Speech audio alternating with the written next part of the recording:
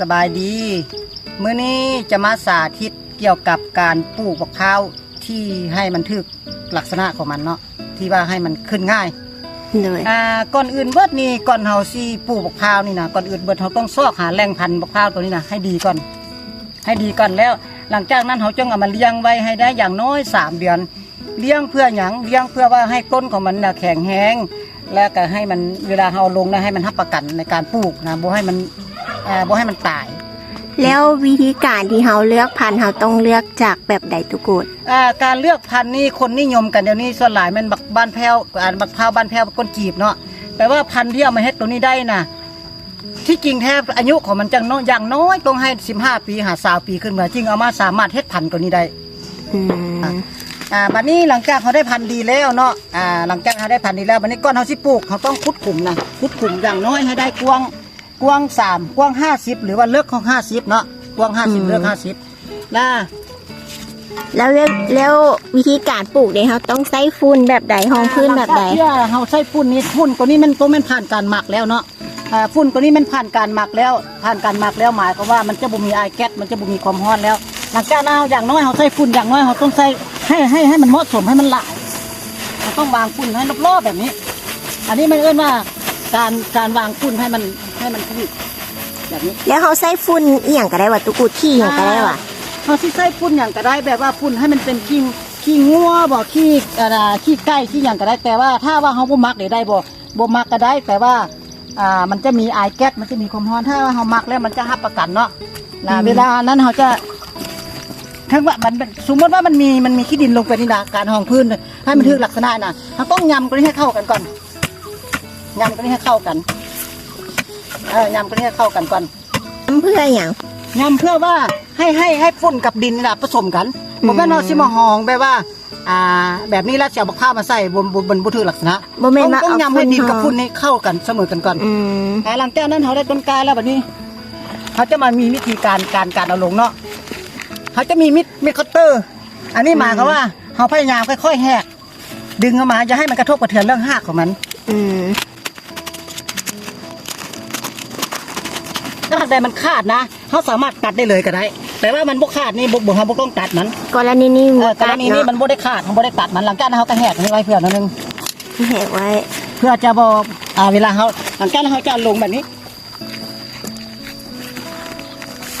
การเอาลงนี่เขาจงเบิ่งว่าตะเวนมันขึ้นด้านนั้นเนาะเขาก็สามารถเอานี่ให้เงี้ยงอยู่45 องศาให้เงี้ยงหาตะเวนเนาะเงี้ยงหาแต่45 องศาหลังจากนั้นเขาจะซาวดินพวกนี้นะดินกับฝุ่นพวกนี้ให้มันงำพวกนี้ให้มันเข้ากัน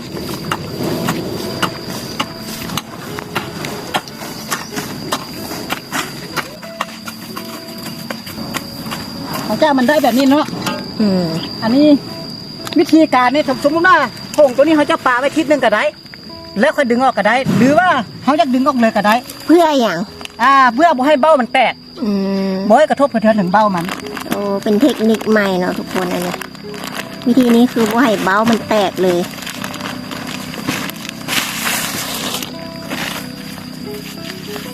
แต่ว่าสิ่งที่สำคัญที่สุดก็คืออย่าไปถมกว่านี้เพราะตัวนี้นะมันสามารถสั่งข้อแสงเอาน้ำแสงแดดเลี้ยงของมันเองถ้าว่าไปถมตรงนี้ละเพชรก้นพาบุใหญ่กับใหญ่ซะแต่แก้เขาได้แบบนี้แล้วเขาต้องสิ่งที่สำคัญก็คือต้องมีควรบักพร้าวหรือว่ามีหญ้าแห้งก็ได้มาปลูกตัวนี้มีเฟืองเนาะไม่เอาปลูกปลูกเพื่ออย่างไรตุกูดตรงนี้ปลูกเพื่อว่าให้มันรักษาความชุ่มให้มันรักษาความชุ่มไว้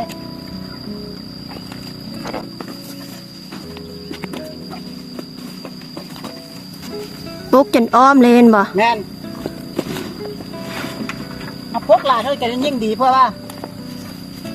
ให้มันเก็บความชุ่มปลูกนี่ก็ต้องจงอันมันไว้เนาะกระโปะมันไว้หน่วยมันไว้และต้องจงกระโปะนี้ไว้หลังจากนั้นเขาก็ต้องหลังจากแล้วเขาต้องหดน้ำแบบนี้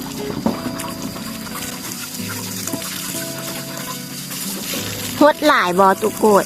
หดให้มันให้มันเหมาะสมนั่นแหละอย่างน้อยแต่แม่นว่าบ่ามือหนึ่งหดเด้อ สำหรับปลูกใหม่บ่สำหรับปลูกใหม่ ให้บามือหด แล้วฮอดจักเดือนเขาจึงแบบปะได้ อันนี้มันต้องได้หดไปตลอดนะถามว่าจากเดือนป่าบ่ได้เพราะว่าใหญ่แล้วมันเขาก็ยังได้บำรุงมันยังได้ใส่ฝุ่นมันยังได้หดน้ำมันเสมอ แต่ว่าช่วงจักเดือนเขาแบบบ่ามือหดนี่ สมมติว่าเขาหดน้ำมือบามือหดนี่อย่างน้อยก็ให้ได้เป็นปีขึ้นมา ให้ได้ จ เป็น นกว่าปีแล้วก็เอ็นว่าอาทิตย์หนึงอย่างน้อยก็2 เทื่อ อืม ให้ดังน้อย2 เทื่อ เพราะว่ามันหมักน้ำ เพ เนาะ ราะว่ามาต้นเผานี่เหมือนว่าน้ำเป็นหลัก อืม มันต้องทานธาตุอาหาร แล้วเขาปลูกแบบนี้เนาะแล้วเขาใส่ฝุ่นแบบนี้แล้วอีกจักเดือนเขาจึงได้ใส่ฝุ่นอีก ถ้าขนมไส้แบบนี้นี่ฝุ่นเขาก็ถือว่าหลายแล้วสมมตินะมันสามารถกินได้อยู่ประมาณ5-6 เดือนเขาก็ใส่แต่ว่าเขาต้องการอย่างน้อยก็ให้ใส่อาหารเสริมมันก็คือสูตร15เดือนละน้อยหยอดใส่นะให้มันได้กิน หรือว่าสูตร16ก็ได้ แต่ว่าฝุ่นอันคอกนี่ที่เขามัก ฝุ่นข้อนี่อย่างน้อยก็3 เดือนเขาก็ใส่อีก 3 เดือนเท่านึง แม่ เนาะแล้วเกลือเด้หลายคนถามว่าเกลือนี้แบบจักอายุมันจักปีแล้วเขาจึงหวานได้ เกลือนี่ที่จริงแท้นี่ทันก่อนอย่างน้อยสิ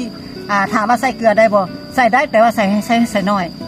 อืม จนกว่ามันใหญ่ได้ประมาณจาก6 เดือนหรือว่าปีหนึงเขาก็เริ่มใส่เกลือมันก็ได้ เพราะเกลือนี่มันเป็นอาหารเสริม เพราะว่าเกลือบักต้นพร้าวเนี่ยมันมักขมเค็มอยู่แล้วเนาะ